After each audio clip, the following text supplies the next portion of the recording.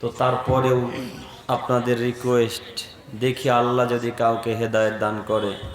আল্লাহ, বক্তব্য শুরু করার প্রথমেই তোমার কাছে ভিক্ষা চেয়ে অনুরোধ জানাচ্ছি তোমার দরবারে, তুমি আমাদের এই জালসাকে, এই কথাগুলোকে কবুল করে নাও। সকলে বলি আমিন। সম্মানিত উপস্থিতি, আমি আমার বক্তব্য শুরু করার প্রথমেই আপনাদের সাথে জরুরি কয়েকটি কথা বলতে চাচ্ছি। তার প্রথম জরুরি কথা হচ্ছে এই যে আপনারা যে এখন এইভাবে দাঁড়িয়ে আছেন, এটা কি মুহাম্মদ সাল্লাল্লাহু আলাইহি সাল্লামের নীতি? জি, আপনারা যারা পোলের কাছে আছেন, আমি দেখতে পাচ্ছি সব, আমি তো দেখতে পাচ্ছি আপনাদেরকে, তাই না? তো এখন যেইভাবে দাঁড়িয়ে আছেন, এটা কি মুহাম্মদ সাল্লাল্লাহু আলাইহি সাল্লামের নীতি? আর তোমরা কি করছো ওখানে? এতক্ষণ বাজারে ঘুরে মন শান্তি হয়নি? বলো, বোকা ছেলে কোথাকার। রাস্তাতে যেখানে যারা এখন পর্যন্ত দাঁড়িয়ে আছেন বা চলাফেরা করছেন, আপনাদেরকে আমি করজোড় অনুরোধ জানাচ্ছি, একটু আমাদের মাইকের আওয়াজের দিকে লক্ষ্য করে আপনি আমাদের এই স্টেজের সামনে আসুন। ইনশাল্লাহ আমি আপনার কোনো না কোনো উপকার করব ইনশাল্লাহ। 1, 2, এখন বর্তমান যেই পরিস্থিতিতে আপনারা এবার আমার সামনে যিনারা বসে আছেন, এই জায়গাটাতে এখনও 20টা মানুষ আটবে, তারপরে ওই জায়গাটা ফাঁকা, তারপরে আবার 5-7 জন, তারপরে আবার ফাঁকা। আর ওই দেখেন পিছনে যেনারা বসে আছে সব যুবক, এদের মুখ দেখলেই বোঝা যাচ্ছে সব 20-25 বছর 30 বছরের ছেলে, এরা সবাই আজকে পিছনে। তো আজকে আচ্ছা, আপনারা একজন হাত তুলে বলেন যে এখন যেইভাবে বসে আছেন, এখন এই সময় এটা কি মুহাম্মদ সাল্লাল্লাহু আলাইহি সাল্লামের পদ্ধতিতে বসে আছেন আপনারা? জি, এ ভাইরা, আপনাদেরকে বলছি, আপনারা যে এখন বসে আছেন সামনে জায়গাটাকে ফাঁকা রেখে, এটা কি মুহাম্মদ সাল্লাল্লাহু আলাইহি সাল্লামের নীতি? এটা কি মুহাম্মদ সাল্লাল্লাহু আলাইহি সাল্লামের পদ্ধতিতে বসে আছেন? মুহাম্মদ সাল্লাল্লাহু আলাইহি সাল্লামের পদ্ধতি হচ্ছে সামনে আগে ফার্স্ট কাতার পরিপূর্ণ করা লাগবে, তারপরে পিছনে, তাই না? তো আপনি পিছন কাতারে আর বৃদ্ধরা সব আগে, আমরা তো বুঝতে পারলাম না। ও আব্দুল করিম ভাই, আজকে কি শফিক এসেছে যে আমরা সামনে থাকবো? হ্যাঁ, ওই লুচ্চা লাফাঙ্গা অবৈধ খ্রিস্টান অশিক্ষিতর বাচ্চা মুসলিম নাম পরিচয় দিয়ে যে এখন রাস্তাতে চলাচল করছে, জেনা ব্যভিচার কাজকর্মে লিপ্ত ব্যস্ত, এই ছেলেটা যদি আজকে আপনাদের হরিশ্চন্দ্রপুর থানাতে আসতো, তাহলে এখন যারা পিছনে 20, 25, 26 বছরের যুবকেরা বসে আছে, এরা সবাই সামনে থাকতো, এরা কেউ পিছনে থাকতো না। কথা বুঝেননি আমার মনে হয়, কথা বুঝতে পারছেন না? ওই দেখেন এখন ওনারা বসে আছে, ওনারা মনে করেছে আমাকে কিছু বলেই না। আপনাদেরকে বলছি ভাইয়া, সামনে এগিয়ে আসেন। আজকে যদি ওই লুচ্চা ছেলেটা আসতো শফিক, যে গত 2 দিন আগে তার ভিডিও ভাইরাল হয়েছে, দেখেননি? সবাই দেখেছেন। এই লুচ্চা লাফাঙ্গা ছেলেটা আজকে এলে আপনাদের এই জায়গাটা এখন পর্যন্ত ফাঁকা থাকতো? ফাঁকা থাকতো না। আর ওই ছেলেগুলা যারা পিছনে আছে, এরাও কেউ পিছনে থাকতো, এরা সবাই সামনে থাকতো। কেন? শফিককে সামনে থেকে দেখতে হবে, তাই না? শফিককে সামনে থেকে দেখতে হবে। যে যত বড় বেহায়া তার তত বড় ফলোয়ার্স, যে যত বড় অশিক্ষিত তার তত বেশি ফলোয়ার্স, এটা আমাদের দেশের নীতি। তো দেখেন এখন পর্যন্ত যুবকেরা পিছনে বসে আছে, তার মানে আমি এদেরকে কথা এখনো বোঝাতে পারলাম না যে সামনে এদেরকে এগিয়ে আসতে হবে। আসলে আমি বাংলা বোঝাতে পারছি কি না আমিও বুঝতে পারি, আপনারা বুঝতে পারেন না আমার কথা? তো পিছনে কেন গো? হ্যাঁ, আশ্চর্য কথা, কি একেবারে কানে ঢোকে না? সামনে আসেন না, আপনি কেন পিছনে আছেন? পিছনে কারা থাকে জানেন? এই যে ভাইরা, হাসছেন কেন? আমার দিকে দেখেন। পিছনে কারা থাকে জানেন? যারা বিড়িখোর তারা। তা আপনি কি বিড়ি খান? যদি এখনো বসে থাকেন তাহলে মনে করবো আপনি বিড়ি পান করেন, তাই পিছনে আছেন। পিছনে কারা থাকে জানেন? যারা বেনামাজি হারামখোর তারা। তো এখন যারা পিছনে আছে, তাহলে এরা সবাই কি বেনামাজি নাকি? দেখেন সব উঠে গেছে এবার, সব চলে আসবে। এতক্ষণ দেখেন তো পরিবেশটা কেমন ছিল, পরিবেশটা এবার আগের চাইতে ভালো লাগে না? তো আপনারাই তো রীতিনীতিগুলোকে খারাপ করছেন, আপনারাই পারেন সমাজকে সুষ্ঠুভাবে পরিচালনা করতে, আপনারাই সমাজকে এগিয়ে নিয়ে যেতে পারেন। তাছাড়া আমরা একদিন 1 ঘন্টা 1.5 ঘন্টায় এসে আপনাদের কি উপকার করতে পারি, তাই না? বেশি উপকার করতে পারে এই যুবক ভাইয়েরাই। আমার আজকে কথা এদেরকে নিয়ে। তো সম্মানিত মুরব্বী সাহেব, সম্মানিত উপস্থিতি, যাই হোক, আল্লাহ আপনাদেরকে কথা বোঝার তৌফিক দান করেছেন, সকলে বলি আমিন। আল্লাহ আমাদেরকে কবুল করো, সকলে বলি আমিন আমিন। সম্মানিত উপস্থিতি, আমি পেশ করেছিলাম গীবতের ভয়াবহতা, অর্থাৎ নারী পুরুষ ধ্বংসের কারণ। যে সমস্ত পাপের কারণে আজ থেকে 1450 বছর পূর্বে মুহাম্মদ সাল্লাল্লাহু আলাইহি সাল্লাম জাহান্নামের কথা ঘোষণা করেছেন, সেসব পাপের মধ্যে একটি পাপ হচ্ছে পরনিন্দা করা, পরচর্চা করা। আমরা যদি এখন পরনিন্দা বুঝতে না পারি, তাহলে আরও বাংলা ভাষাতে বলা হয় একজন আর একজনের নামে দুর্নাম করা। কথা বুঝেননি? এবার আরও একটি কথা বক্তব্য চলার পূর্বেই, আমার কথা যদি এতটুকু বুঝতে না পারেন, সঙ্গে সঙ্গে আমার বক্তব্য থামিয়ে দিয়ে আবার আমাকে জিজ্ঞাসা করেন যে আব্দুল করিম ভাই, বক্তব্যের গতিটা বুঝতে পারলাম না, আপনি আবারও আমাকে বলেন। আপনি আমাকে 1 বার 2 বার 3 বার 4 বার 5 বার 6 বার যতবার জিজ্ঞাসা করবেন, আমি আপনাকে ততবার বোঝানোর জন্য এসেছি। আমার কাজই হচ্ছে আপনাদেরকে আজকে বোঝানো। যদি আমি বক্তব্য দিয়ে চলে যাই আর সকালবেলায় চায়ের দোকানে, বোর্ডের দোকানে, রাস্তাতে, মোড়ে মোড়ে যদি বলে না কি যে বলে গেল করিম বেটা, কিছুই বুঝতে পারলাম না, তো আমার চলে যাওয়ার পর যদি দুর্নাম করেন, তো দুর্নাম করাটা সাজবে না এখনই করা লাগবে? এখনই করা লাগবে। যদি বুঝতে না পারেন সঙ্গে সঙ্গে জিজ্ঞাসা হবে, মনে থাকবেন ইনশাল্লাহ? ইনশাল্লাহ। 2, 3, আমি যতক্ষণ কথা বলবো একটু আপনারা আমার সাথে কথা বলবেন ইনশাল্লাহ ইনশাল্লাহ। 4, কথা বলতে গিয়ে যদি আপনার বিপক্ষে কথা চলে যায়, তাহলে লুঙ্গি তুলে বাড়ি চলে যাবেন না তো ইনশাল্লাহ? বসে থাকবো। কথা একটু তিতা লাগলেও বসবেন, কথা একটু মিঠা লাগলেও বসবেন। তিতা লাগলেও বসে যেতে হবে, মিঠা লাগলেও বসে যেতে হবে। আপনি সমাজের এই সভাটার বিশৃঙ্খলা সৃষ্টি করবেন না ইনশাল্লাহ ইনশাল্লাহ। আমাদের আলোচ্য বিষয় হচ্ছে পরনিন্দার ভয়াবহতা। একটু আপনারা আমার দিকে এক খেলে চেয়ে থাকেন। যে সমস্ত পাপের কারণে আজ থেকে 1450 বছর পূর্বে মুহাম্মদ সাল্লাল্লাহু আলাইহি সাল্লাম জাহান্নামের কথা ঘোষণা করেছেন, সেসব পাপের মধ্যে একটি পাপ হচ্ছে পরনিন্দা করা, পরচর্চা করা। যদি কোনো আদমের ছেলে মেয়ে কারোর নামে দুর্নাম করে, যদি কোনো আদমের ছেলে মেয়ে কেউ কারোর নামে পরনিন্দা করে, গীবত করে, তাহলে ওই পরিমাণ নেকি, ওই পরিমাণ পাপ কিয়ামতের মাঠে নিয়ে নিতে হবে, নয়তো নেকি দিয়ে দিতে হবে যে যার পরনিন্দা করেছে, যে যার দুর্নাম করেছে।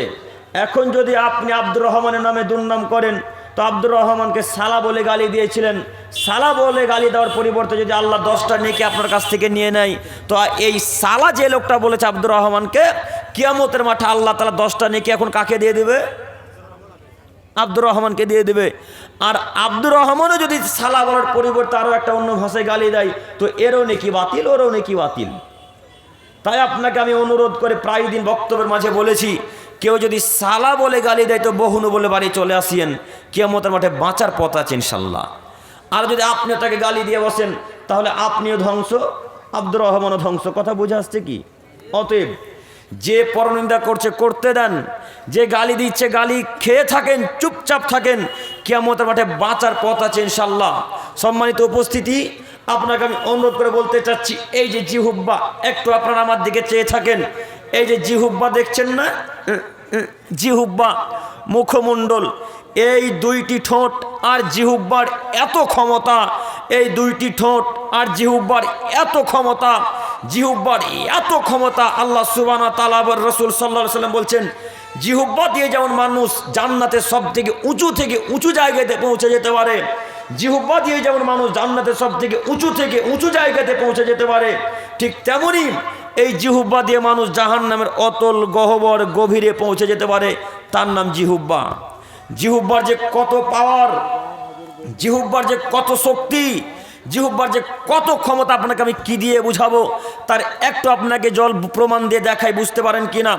আমি আজকে আপনাদের ডাটিয়নের মানুষকে যদি 2 থাপ্পড় মেরে চলে যাই, তো এই ডাটিয়নের মানুষটা হয়তো আমার কথাকে 1 থেকে 2 মাস মনে রাখবে। কথা বুঝতে পারেননি? আমার মারের ব্যথাটা হয়তো 1 থেকে 2 মাস অনুভব করবে, মনে রাখবে।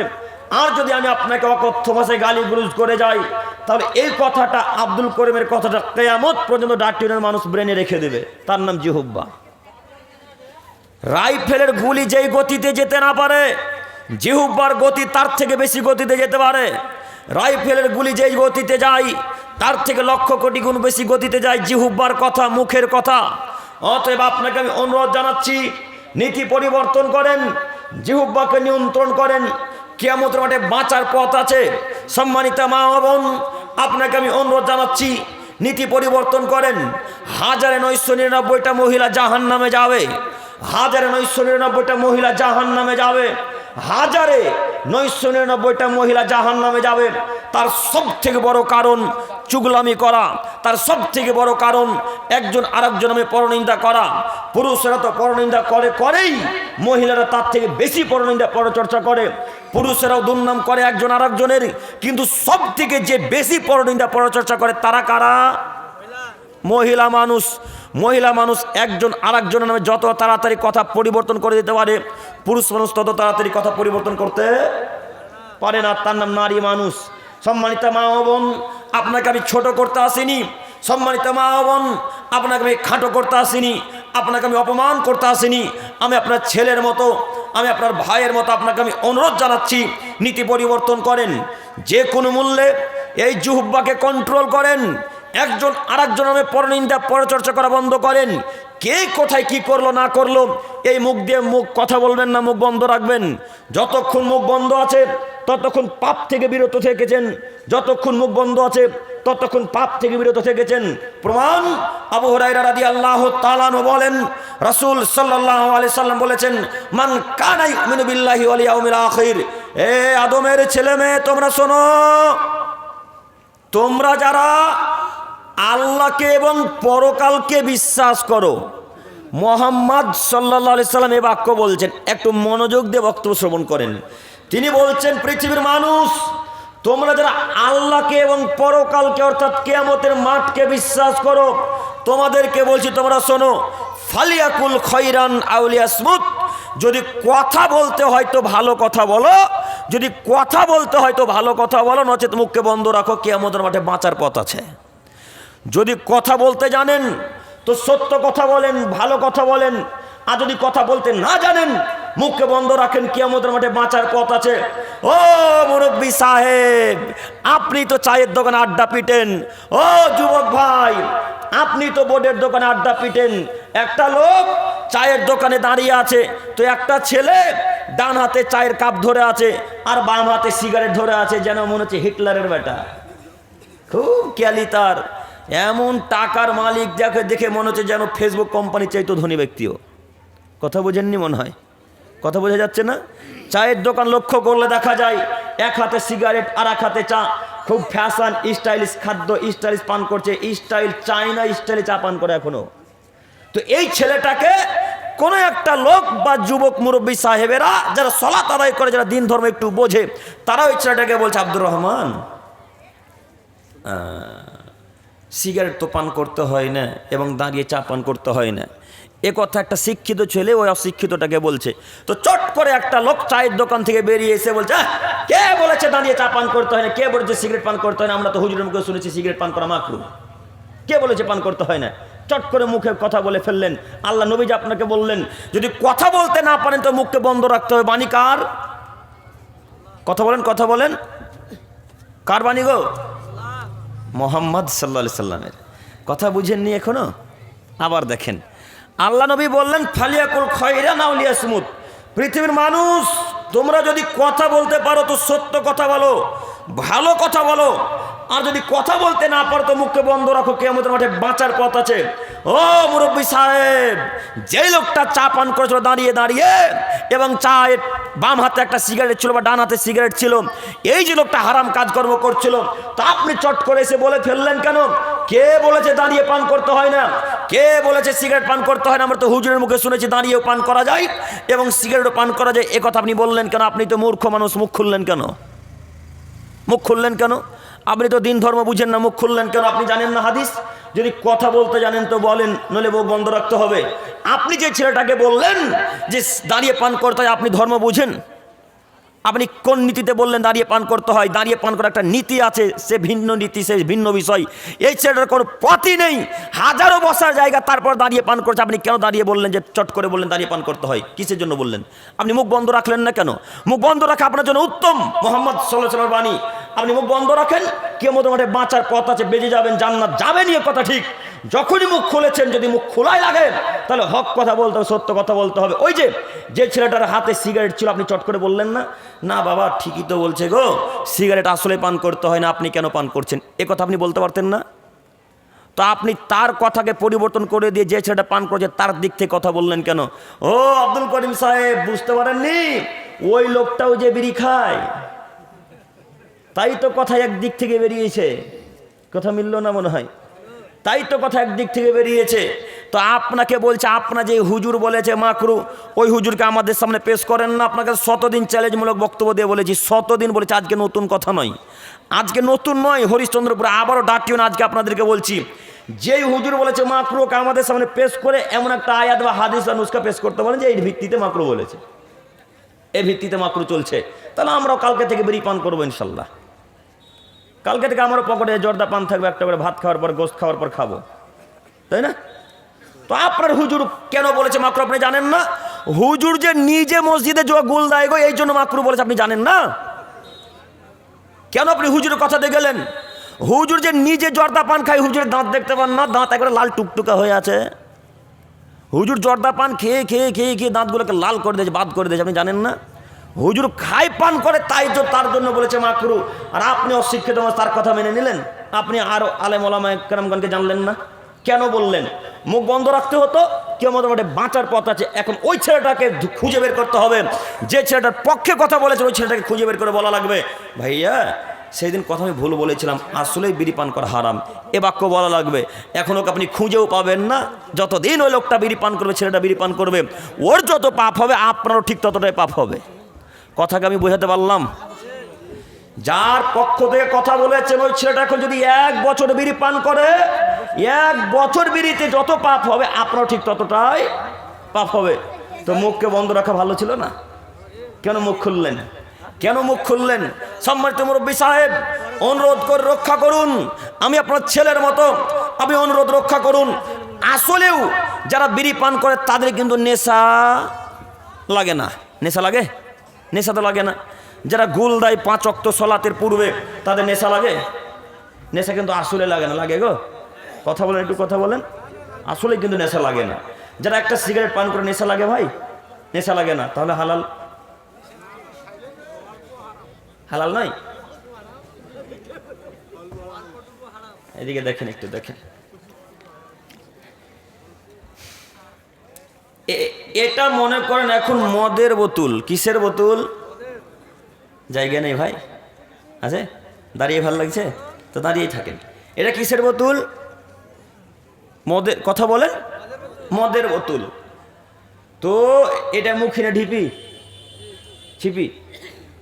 তো এই মদের বোতলটা যদি পরিপূর্ণ আব্দুল করিম খায় পান করে, তাহলে আব্দুল করিমের নেশা লাগবে, তাই তো? তাহলে নেশা লাগবে। একটু যদি খাই পান করতে নেশা লাগবে না।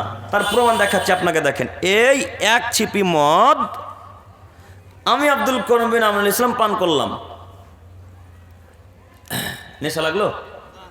তাহলে হালাল? কেন হালাল নয়? আমার তো নেশা লাগেনি। যে ছেলেটার পকেটে এখন বিড়ি আছে, ওকে একটা বিড়ি খাওয়ান, দেখেন তো নেশা লাগছে কিনা। নেশা লাগবে? তাহলে হালাল। কথা কি বোঝাতে পারছি? এইটা পরিপূর্ণ খেলে নেশা লাগবে, ঠিক যেমন হারাম, এর অল্প খাওয়াও ঠিক ততটাই হারাম। এইবার যে ছেলেটার কাছে আর যে মুরব্বীর কাছে বিড়ি গুল গুটকা আছে, এই বিড়ি গুল গুটকাগুলোকে এক জায়গায় করে 250 গ্রাম মেপে এক জায়গায় রেখে হুরকা দিয়ে তার মুখে ভরে দেন। এখন মুখে ভরে দিয়ে দেখেন তার এখন নেশা লাগে কিনা। যদি তার ব্রেন মস্তিষ্ক পরিবর্তন হয় তাহলে হারাম, আর যদি নেশা না লাগে, পরিবর্তন যদি ব্রেন পরিবর্তন যদি না হয়, তাহলে এটা হালাল। কথা বুঝতে পারেননি? যদি নেশা লাগে তাহলে হারাম, আর যদি নেশা না লাগে তাহলে হালাল। এবার আপনারা বলেন 250 গ্রাম বিড়ির জর্দা একসাথে রেখে, মশলাকে রেখে একসাথে পান করে নেশা লাগবে কি লাগবে না? লাগবে। তাহলে মদের এক কণা যেমন হারাম, বিড়ির একটা কণাও ঠিক ততটাই হারাম। দেখি কোন ডাটিউনের মানুষ, কোন মায়ের বেটা, কোন হুজুর, কোন পীর সাহেব, কোন মুফতি সাহেব বলতে পারে যে বিড়ি খাওয়া হালাল বা মাকরুহ। যদি ডাটিউনের গোরস্থানে পুঁতে না দিতে পারি, হাদিস কোন জাতির সামনে কোশ্চিন গেলে বক্তব্য দেবেন ইনশাল্লাহ। দেখি কার কত ক্ষমতা আছে। সবাই বলতে পারে মাকরুহ। আরে বেটা, মাকরুহ মানে কি? মাকরুহ মানে খারাপ, অপছন্দনীয়। মাকরুহ মানে কি? খারাপ, অপছন্দনীয়। তো আপনার হুজুর খারাপ জিনিস খাচ্ছে আর আপনাদের ইমামতি করছে, আপনাদের খারাপ লাগে না একটুকু? কেন আপনাদের ইমামতি করবে? খারাপ জিনিস খেয়ে ইমামতি কেন করবে? আল্লাহর নবী বললেন, এ আদমের ছেলে মেয়েরা শোনো, কাঁচা পেঁয়াজ আর রসুন খেয়ে মসজিদে যেও না। বলেন তো পেঁয়াজ রসুন হালাল না হারাম? হ্যাঁ, হালাল তো। তো পেঁয়াজ রসুন খেয়ে যেতে নিষেধ মসজিদে কেন করলেন আল্লাহ নবী? মুখ দিয়ে গন্ধ আসবে। তো যে লোকটা বিড়ি পান করে গেল, ওর গায়ে দিয়ে জান্নাতের খুশবু বেরোচ্ছে নাকি? হ্যাঁ, যে লোকটা বিড়ি পান করে মসজিদে প্রবেশ করলো, ওর গা দিয়ে জান্নাতুল ফেরদাউসের গন্ধ আসছে এখন। তাহলে এর কাছে কিভাবে ফেরেশতা আসবে? এর সালাত কিভাবে কবুল হবে? এখনো যদি ব্রেন আপনার না খোলে তো আমি কিছু বলতে পারি না। এখনো তার মানে বুঝতে পারছি মাথাতে গোবর আছে। আজকের পর থেকে পিকিটে পকেট আর বিড়িগুলো গুটকাই যাবতীয় জিনিস থাকবে আর ইনশাল্লাহ। হ্যাঁ, আজকে এই মঞ্চে এইখানে একজন হাত তুলে বলেন তো যে আমার পকেটে বিড়ি আছে, এখন ভেঙে দিলাম। পারবেন না কেউ তওবা করতে? পারবেন না? কারোর পকেটে বিড়ি নাই গো, সব ফেরেশতা। কেউ হাত তুলতে পারবেন না? একজনের ইমান নাই, একজনের ইমান কাজ করে না যে আমি ভেঙে ফেলে দিচ্ছি। আব্দুল করিম ভাই, একজনের ইমান কাজ করে না। রামপুরহাট চেনেন না? রামপুরহাট বিচন্দ্রপুর বলে একটা জায়গা আছে, স্টেশনের থেকে 10-12 কিলোমিটার গিয়ে। তো বক্তব্য দিতে দিতে দিতে দিতে একটা চাচা বিড়ি সম্পর্কে কথা বলতে, চাচা বলছে আমার কাছে বিড়ি আছে। সঙ্গে সঙ্গে চাচা আমাকে বিড়ি দিল, বিড়িটাকে ভেঙে চূর্ণ বিচূর্ণ করে দিলাম। এখন আমাদের মোবাইলে ভিডিওটা আছে, কদিন পর আপলোড হবে, দেখতে পাবেন চাচার বিড়ি দেওয়া। তো চাচার ইমান কাজ করে। আপনার বয়স আজকে 20 বছর 25 বছর, আপনার ইমান কাজ করে না গো। চাচার চাইতে আপনার ইমান তো টকবক টকবক টকবক করে ফুটবে, তাই না? কোনো যুবকের পকেটে বিড়ি নাই? বের করবেন না? লজ্জা লাগছে? লজ্জা লাগছে ভাই? বের করেন না, যদি থাকে বের করে ফেলে দেন না। কেন রাখছেন? কিসের জন্য খাবেন, পান করেন? আমি তো বুঝতে পারি না কেন খাবেন। মুসলমানের বাচ্চারা তো বিড়ি গুলগুটকা গাঁজা হিরোইন ইয়াবা তেরেঙ্গা জর্দা সিল ফিনিশ রেলি যাবতীয় জিনিস খেতে পারে না। পারে? মুসলমান তো পারে না। তো এখন পর্যন্ত যারা আপনারা খাই পান করছেন, তাহলে কি আপনারা নিজেকে হিন্দু খ্রিস্টান মনে করছেন? নিজেকে কি ইহুদি দাবি করছেন? নিজেকে কি মুসলিম দাবি করছেন? কেন পান করছেন? আচ্ছা, যদি লজ্জায় লাগে তো এখনই পকেট থেকে বের করে চূর্ণ বিচূর্ণ করে মুচড়ে দিয়ে ভেঙে পায়ের তলে ভরে দেবো ইনশাল্লাহ। আর কাল থেকে খাবো না ইনশাল্লাহ। পারবো না? পারবো না ইনশাল্লাহ? পারবো ইনশাল্লাহ? ইনশাল্লাহ বলা যাবে না। সকালবেলায় পায়খানা ঢুকলেও তো বিড়ি লাগবে একটা।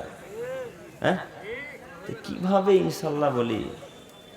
বাথরুম গেলেও একটা বিড়ি ধরাতে হয়।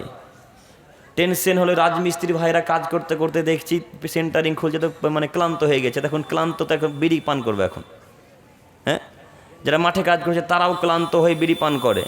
ক্লান্ততে বিড়ি, টেনশনে বিড়ি, খুশিতে বিড়ি, অখুশিতে বিড়ি, সব সময় বিড়ি। মানুষ কখন বুঝবে আমরাও বুঝতে পারলাম না। আচ্ছা, আপনারা একটু একটা আয়াত বুঝতে পারেন কিনা দেখেন তো, দেখে আপনাদের ব্রেন খুলে কিনা একটু দেখেন। আমাদের আল্লাহ সারা পৃথিবীতে যত ইমানদার পুরুষ নারী আছে, প্রত্যেকটা পুরুষ নারীকে উদ্দেশ্য করে বলছেন, ইয়া আইয়ুহাল্লাযীনা আমানু, হে সারা পৃথিবীর ইমানদার পুরুষ নারী, তোমাদেরকে বলছি তোমরা শোনো, ইন্নামাল খামরু ওয়াল মাইসির ওয়াল আনসাব ওয়াল আজলাম, তোমরা মদ, জুয়া, প্রতিমার পূজা করা এবং ভাগ্যবাজি করা থেকে বিরত থাকবে। আদেশ কার? আল্লাহর। কয়টি এখানে নিষেধ আল্লাহর? 4টি নিষেধ। এই 4টি নিষেধ করতে শেষ করতে না করতে আল্লাহ একটা এমন কথাকে ভরে দিলেন, কথা ভরে দিয়ে বলছেন রিজসুম মিন আমালিশ শয়তান। এই 4টি কর্ম কার? শয়তানের অপবিত্র কর্ম। শয়তানের কর্ম ভালো আছে, খারাপও আছে। শয়তানের কর্ম ভালো আছে, খারাপও আছে। তা আল্লাহ এখানে ব্যবহার করলেন বাক্যটাকে রিজসুম মিন আমালিশ শয়তান, শয়তানের অপবিত্র কর্ম। তার মানে এই চারটি কর্ম হচ্ছে শয়তানের নোংরা কর্ম, খারাপ দিক, সব থেকে ব্যাড রিপোর্ট, সব থেকে বাজে রিপোর্ট, এই চারটি দিক। তো আল্লাহ তাআলা বলছেন ফাজতানিবুহু, পৃথিবীর মানুষ তোমরা এগুলো থেকে বিরত থাকো, লাআল্লাকুম তুফলিহুন, তাহলে তোমরা সফলতা অর্জন করতে পারবে। এই চারটি কাজকর্ম থেকে যদি কোনো আদমের ছেলে মেয়ে বিরত থাকতে পারে তাহলে তারা সফলতা লাভ করবে, তাহলে তারা জান্নাতুল ফেরদাউস যাবে। একটু এবার আপনাকে আমি দেখাই, সবাই আমার সাথে কথার উত্তরে বলবেন। বলেন তো দেখি, পূজা করা কার কাজ? শয়তানের কাজ। নেশাদ্রব্য পান করা কার কাজ? শয়তানের কাজ। পিতামাতাকে গালি দেওয়া কার কাজ? শয়তানের কাজ। মূর্তির পূজা করা কার কাজ? শয়তানের কাজ। ওই লটারির হরিশ্চন্দ্রের উপর স্টেশনে লটারি বিক্রি হয় না? লটারি ক্রয় বিক্রয় করা কার কাজ? শয়তানের কাজ। এতটুকু কথা মনে রাখেন, হিসাব করে উত্তর দিবেন, নইলে কিন্তু ফেঁসে যাবেন আপনারাই। একটু হিসাব করে উত্তর দেওয়ার চেষ্টা করবেন। এবার আপনারা সবাই এক বাক্যে উত্তরে বলেন, শয়তান জান্নাতুল ফেরদাউস যাবে না জাহান্নাম যাবে? কোথায়? জাহান্নামে যাবে। তো শয়তানি কর্ম মোতাবেক যারা চলবে তারা এখন কোথায় যাবে? এখন যাদের পকেটে বিড়ি আছে তাহলে এরা কোথায় যাবে? তো এখনো বিড়ি থাকবে?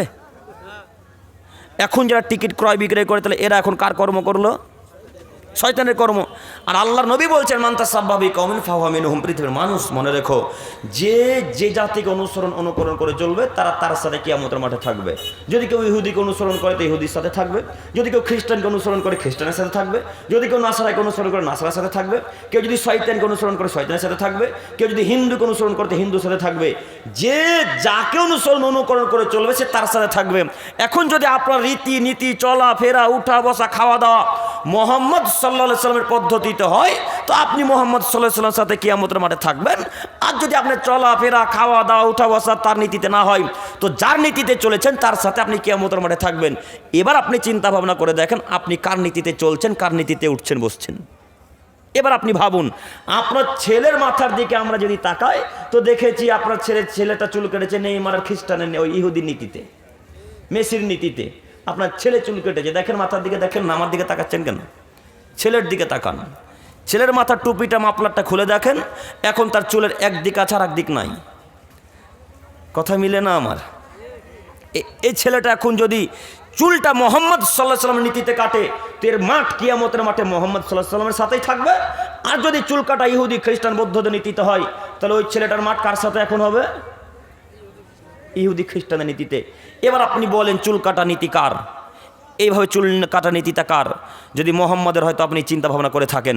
সম্মানিত মুরব্বী সাহেব, আপনাকে আমি অনুরোধ জানাচ্ছি, আপনি এতটুকু কর্ম, এতটুকু কাজ আপনি মোহাম্মদ সাল্লাল্লাহু আলাইহি সাল্লামের আদর্শের বাইরে করতে পারবেন না। তার নাম ইসলাম, তার নাম ধর্ম। তো আপনার সবটুকুই যে ইহুদি খ্রিস্টানের নীতিতে। আপনার ছেলে সকালবেলা যখন চলাফেরা করে তখন হাফ প্যান্ট পরে চলে না? বলেন তো আপনার ছেলেরা পুরুষদের লজ্জাস্থানের কোথা থেকে কোথা পর্যন্ত? বলেন দেখি একজন। পুরুষদের লজ্জাস্থান নাভি থেকে হাঁটুর নিচ পর্যন্ত। তা আপনার ছেলেরা যে নাভির নিচ থেকে এইখান পর্যন্ত, এই পর্যন্ত হাফ প্যান্ট পরে আছে, তা আপনাকে লজ্জা লাগে না? আপনার একটু খারাপ লাগলো না? আল্লাহ তাআলা বলছেন ইয়া আইয়ুহাল্লাযীনা আমানু, হে ঈমানদারগণ, লা তাত্তাখিযুল ইয়াহুদা ওয়ান নাসারা আউলিয়া, তোমরা ইহুদি এবং খ্রিস্টানকে বন্ধুরূপে গ্রহণ করো না। তোমরা ইহুদি এবং খ্রিস্টানকে বন্ধুরূপে গ্রহণ করো না। কেন? বাদুহুম আউলিয়া বাদ, তারা একে অপরের বন্ধু, তারাই একে অপরের বন্ধু। ইহুদির বন্ধু খ্রিস্টান, খ্রিস্টানের বন্ধু ইহুদি, ইহুদির বন্ধু খ্রিস্টান, খ্রিস্টানের বন্ধু ইহুদি। এরা আপনার বন্ধু নয়, এরা আপনার চিরশত্রু, এরা আপনার জানি শত্রু, এরা আপনার চিরশত্রু। মুহাম্মদ সাল্লাল্লাহু আলাইহি সাল্লাম বলেন, আসমানের নিচে জমিনের উপরে কেউ যদি সবথেকে বড় শত্রু থাকে তার নাম ইহুদি, তার নাম খ্রিস্টান, তার নাম ইহুদি, তার নাম খ্রিস্টান, তার নাম ইহুদি, তার নাম খ্রিস্টান। আপনার ছেলে কা পুরুষের বাচ্চা কা পুরুষ, মেসি 10 নম্বর জার্সি গায়ে নিয়ে ঘুরে বেড়াই। আপনার ছেলে কা পুরুষের বাচ্চা কা পুরুষ, নেইমারের জার্সি গায়ে নিয়ে ঘুরে বেড়াই। আপনার ছেলে অশিক্ষিতের বাচ্চা অশিক্ষিত কুর্তি তো প্যান্ট হাফ প্যান্ট পরে ঘুরে বেড়াই। আপনার ছেলে বেহায়ার বাচ্চা বেহায়া, নেইমারের নীতিতে চুল কাটে, খ্রিস্টানের নীতিতে চুল কাটে, ইহুদিদের নীতিতে চুল কাটে। বলেনি সেটা ইহুদির ছেলে না মুসলমানের ছেলে। যদি মুসলমানের ছেলে হয় তাহলে মাঠ মোহাম্মদের সাথে হবে, আর যদি মুসলমানের ছেলে না হয় তাহলে মাঠের ইহুদি খ্রিস্টানদের সাথে হবে।